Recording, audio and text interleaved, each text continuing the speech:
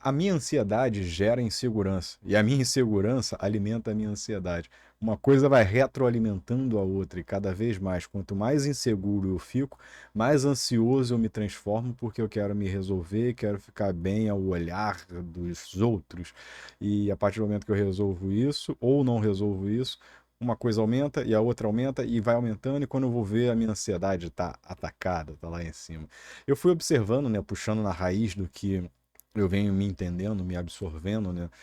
Analisando que cada ação minha que eu faço causa de impacto em mim mesmo, e eu vi que dentro dessa natureza de insegurança existe também pequenos julgamentos, pequenas observações que eu faço, às vezes até de brincadeira, que transformam com que aquilo que eu falei talvez, assim, sei lá, de forma inconsciente, virasse uma verdade dentro de mim. E a partir do momento que aquilo virou uma verdade, mesmo que de brincadeira, porque aí deve ter uma explicação fisiológica para a forma como o cérebro interpreta as informações que eu profiro, a partir do momento que aquilo entra no meu cérebro, mesmo de brincadeira, eu acho que esse julgamento passa a ser uma verdade. E se ela passa a ser uma verdade, quando eu estou na situação do julgado, eu começo a me sentir inseguro.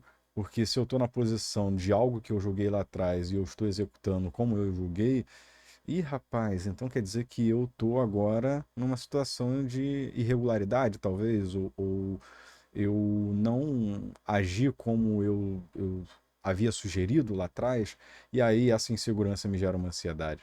E a minha ansiedade me faz com que eu tente me aperfeiçoar para os olhos de terceiros, ficar melhor, ficar bem, romper aquele quadro de limite que eu passei, voltar para o limite anterior. Então, assim, vão surgindo questionamentos. E aí eu comecei a treinar e testar e tentar segurar mais o ímpeto sobre opiniões, sobre julgamentos, sobre brincadeiras de qualquer coisa que passe pela minha vida. É uma coisa simples, mas assim, e às vezes até muito complexa, mas eu começo a entender que não é só treinável, como até certas brincadeiras banais e bestas precisam ser um pouco controladas. Não estou aqui dizendo que você que está me ouvindo deve deixar de fazer A, B ou C. Eu estou falando que eu comecei a fazer um teste comigo mesmo para poder me entender melhor, né? Porque a partir do momento que uma pessoa me julga, vamos lá, o que que eu interpreto hoje, né? Que isso diz mais sobre a pessoa do que sobre mim. Isso diz mais o que aquela pessoa entende de mundo do que eu. Não existe talvez uma verdade absoluta, existe ali uma forma dessa pessoa analisar o mundo e não necessariamente é uma forma correta. Não estou entrando no mérito de grandes discussões sobre situações sociais importantes, não. Digo, sei lá, eu gosto de usar camisa rosa, gosto de usar uma camisa rosa com um short verde, por exemplo, mangueira aqui no Rio de Janeiro, né, que é rosa e verde. Eu gosto de andar como as cores da mangueira. Sei lá, uma pessoa que olha e fala, não acho legal, porque esteticamente, sei lá, em design, não faz muito sentido essa combinação de cores. Isso diz mais da pessoa do que sobre mim. Ela está fazendo um julgamento, por mais que não esteja me ofendendo naquele caso, né, de uma avaliação estética que ela acha melhor. Eu não acho, eu acho diferente. Então isso diz mais sobre a pessoa do que sobre mim. Mas na minha adolescência, lá atrás, isso gerava um impacto muito grande em mim. Então eu acabava me entrando numa caixinha de tentar me adaptar ao olhar de terceiros. Só que isso virava um hábito, porque eu não me adaptava só ao olhar de uma pessoa, eu me adaptava a vários olhares. E quando eu vi, eu perdi a identidade, né? Sei lá, uma brincadeira, uma questão besta, sei lá, eu gostava de jogar Need for Speed, que ainda hoje ainda existe, né? Mas eu jogava lá das antigas, muito das antigas, o Need for Speed Underground.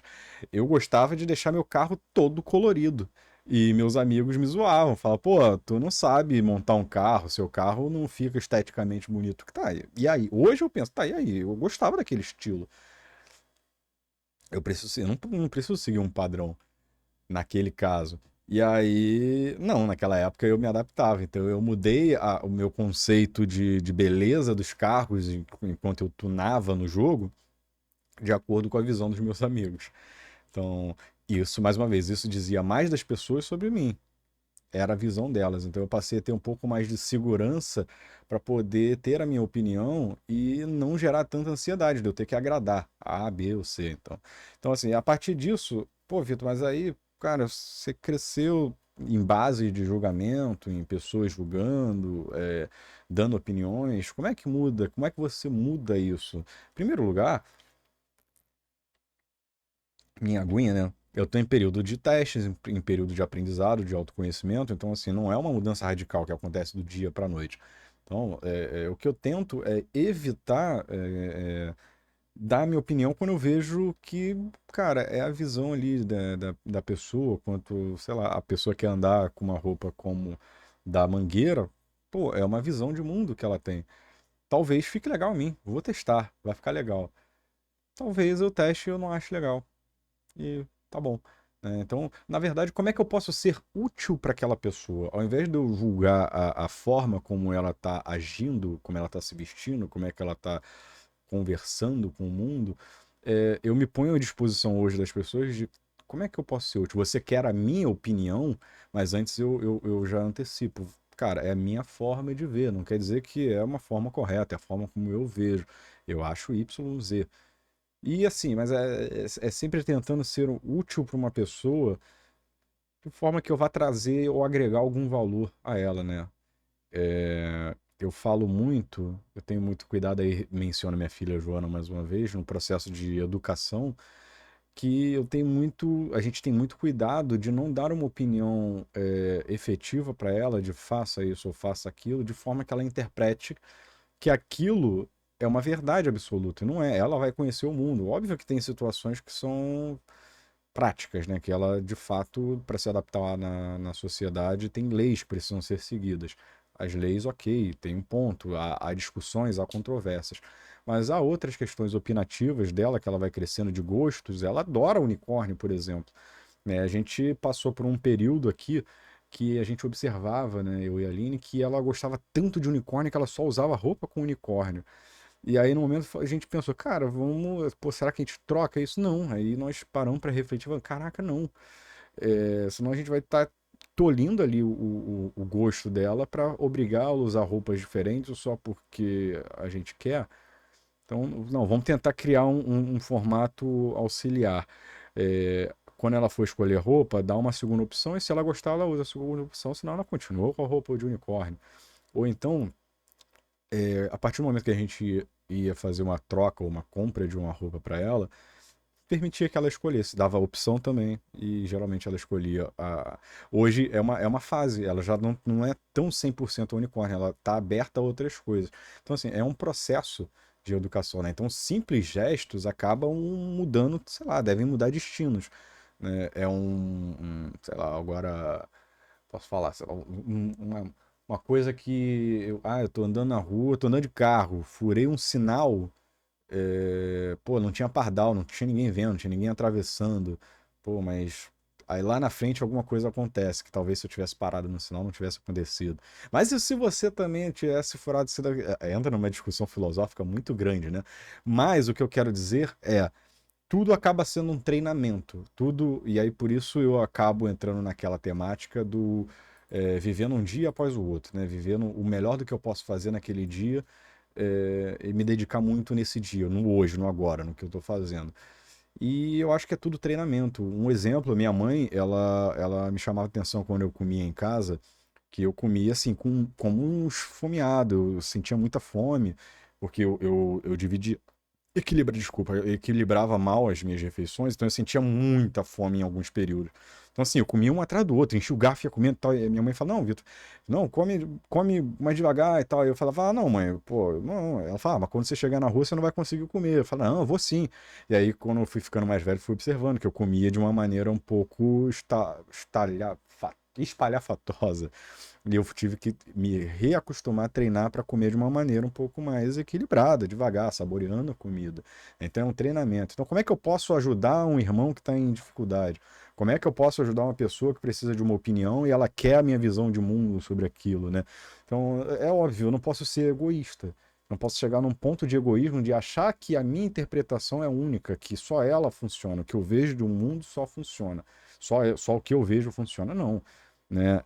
Eu tenho que ver se a pessoa está aberta a esse diálogo, se ela quer a minha opinião, se ela está disposta a ter uma visão diferente do mundo de acordo com o que eu estou vendo, né? E tem que ser recíproco, né? Tem que ser recíproco, porque senão se eu decidir que o meu egoísmo ele é soberano, uma hora eu vou gerar infelicidade em mim mesmo, porque eu não vou conseguir me abrir para novas informações, para novos mundos, para novas ideias, para novos conceitos. Eu não vou me desenvolver, eu não vou crescer.